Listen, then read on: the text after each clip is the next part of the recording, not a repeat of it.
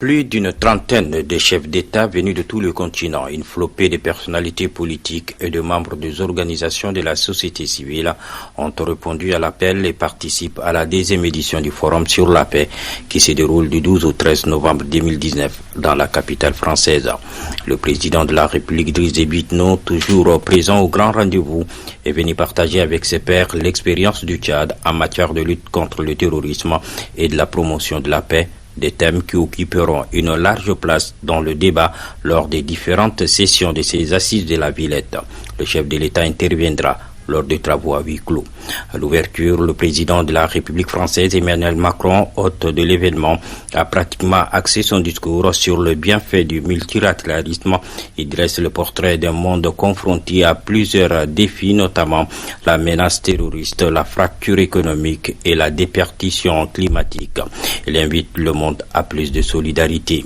Il y a eu plusieurs interventions qui ont mis en exergue la fissure qui se constate de plus en plus dans le monde, la place du Sud dans la gouvernance mondiale ou encore des expériences propres de certains États pour rester dans le clou des différentes thématiques choisies ont meublé la première journée des assises de la 10e édition du Forum sur la paix de Paris. La veille, le président Emmanuel Macron a offert un dîner à ses hôtes au palais de l'Élysée. Le sujet débattu ce 12 novembre ont été abordés en amont à ces dîners qui a l'allure d'un conclave. Le secrétaire général des Nations Unies, Antonio Guterres, tout comme le président Macron, ont défendu le multilatéralisme et évoqué les grandes questions de gouvernance mondiale. Il est à noter qu'une centaine de porteurs de projets ont été identifiés dans des domaines comme l'inclusion de la jeunesse face à la crise au Sahel ou la prévention de la radicalisation dans certains pays, notamment au Kenya. Il faudrait bien savoir qu'avant 2014, le Sahel était en paix et le Sahel ne connaissait pas du tout en son temps, c'est ce que vous appelez aujourd'hui terrorisme ou c'est ce que nous appelons Boko Haram et autres. Après la désagradation de l'État libyen, justement, précisément en 2014, le Mali a été envahi par le terrorisme. Les pays du Sahel, par nature, sont des pays assez pauvres, dont la population, surtout les populations dans la zone du nord sahélien, qui n'ont pas grand-chose pour vivre et qui ont été enrobés dans ce qu'on appelle aujourd'hui le terrorisme. Donc depuis lors,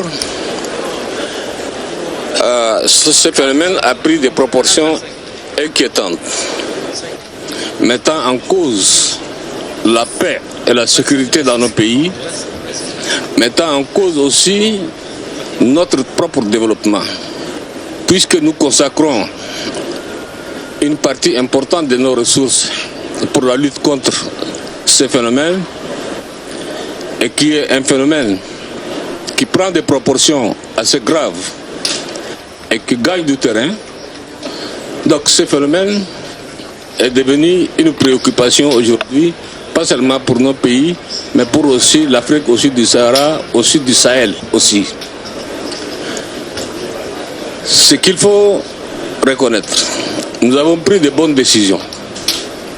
Nous avons créé la force G5 Sahel en 2014. Depuis 2014 jusqu'à nos jours, la force G5 Sahel n'est pas du tout opérationnelle.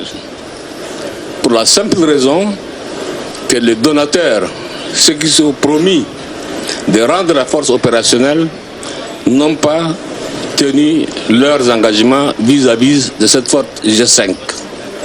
1. De 2, nous avions demandé un mandat des Nations Unies sous chapitre 7 pour nous permettre de combattre légalement dans les pays des G5. Ce mandat nous a été refusé jusqu'à aujourd'hui. Donc, sans ressources, sans mandat, les soldats sont là, armes aux pieds, et comme vous écoutez dans les médias, le phénomène prend des proportions, est sorti du Mali, maintenant au Niger, au Burkina, au Tchad, au Nigeria, au Cameroun, et j'en passe. Donc, si on ne prend pas garde, ce phénomène va rentrer dans les années à venir gagner la frontière sud du Sahel, je dis bien. Et ce sera plus difficile de combattre. Les amis aussi du Sahel ont pris des engagements pour la deuxième option, parce que la lutte simplement avec les armes à la main, par l'armée, n'est pas la seule solution. Il faut que ça soit suivi du développement. C'est ce que nous avons donc imaginé comme programme intérimaire prioritaire pour le développement. L'école, la santé, l'eau potable, les routes et autres. De bonnes intentions ont été affichées. Mais j'avoue que jusqu'à l'heure où nous parlons, rien n'a été réalisé. La pauvreté gagne avec la présence de cette nébuleuse et cette portion du terrain.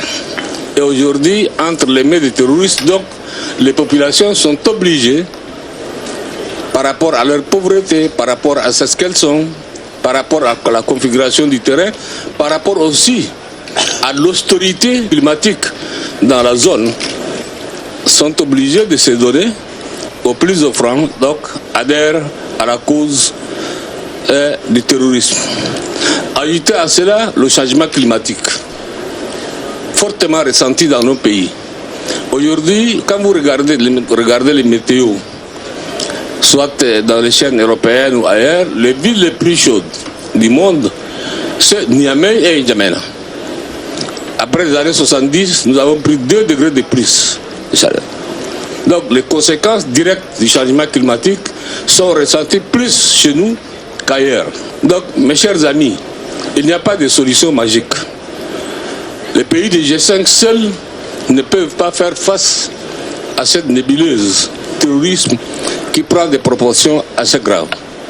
N'oubliez pas non plus aussi certains de nos pays, comme le Tchad, qui héberge aujourd'hui le plus grand nombre de réfugiés de l'Afrique.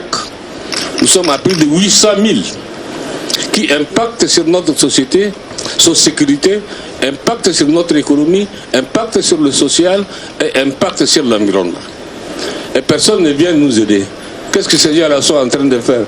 Les questions qu'on nous pose. Pourquoi le G5 Sahel n'est pas, contre force conjointe G5 n'est pas opérationnel? Mais avec quoi nous allons rendre opérationnelle cette force G5?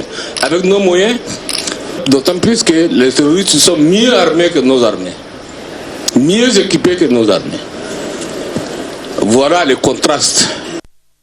Je n'ai pas connaissance qu'il y a eu un engagement fort dans le sens du développement, même si nous avions transmis des projets au niveau de notre secrétariat permanent, même si en son temps déjà, en 2014, il y avait eu une tournée qui a été effectuée par le secrétaire général des Nations Unies en son temps, à qui nous avions remis des projets et qui nous ont promis 12 milliards de dollars pour les 3 années à venir. Rien du tout n'a été fait. En tout cas, le Tchad n'a pas vu un seul sou, un projet porteur. Je dis bien un projet porteur qui puisse aller directement aux populations qui sont concernées. Aux populations qui sont concernées, c'est-à-dire aux populations qui sont vulnérables dans des zones vulnérables. À ce jour, moi je n'en connais pas un seul projet qui est déjà financé par la communauté internationale ou par les partenaires financiers ou les partenaires techniques. C'est vrai qu'à votre niveau, vous avez fait des efforts, on annonce des enveloppes, on les découvre. On les découvre avec vous par des annonces que vous faites aujourd'hui. Mais ça n'a pas été porté à notre connaissance, ce projet. Mais s'il y a des projets qui sont déjà sélectionnés, c'est une très bonne chose. Mais il faudra qu'il y ait un canal qui nous permette aussi de savoir et de suivre ces projets-là. Je pense que c'est le plus important à ce niveau. Il ne faudra pas que le problème de G5 Sahel ou le problème de l'Alliance qui est créé pour soutenir les actions de développement du G5 soit traité ailleurs et que les chefs d'État concernés, les populations concernées ne soient pas au courant. Et quand ça se passe en dehors de chez nous, en dehors de notre secrétariat permanent, ça, je pense qu'il y a là un problème réel à ce niveau-là. Mais au Tchad, j'avoue que je n'ai pas vu un seul projet financé par les bailleurs en ce qui concerne la lutte contre le terrorisme par le développement que nous avons conçu ensemble comme stratégie, n'est-ce pas, en plus de la lutte armée que nous engageons.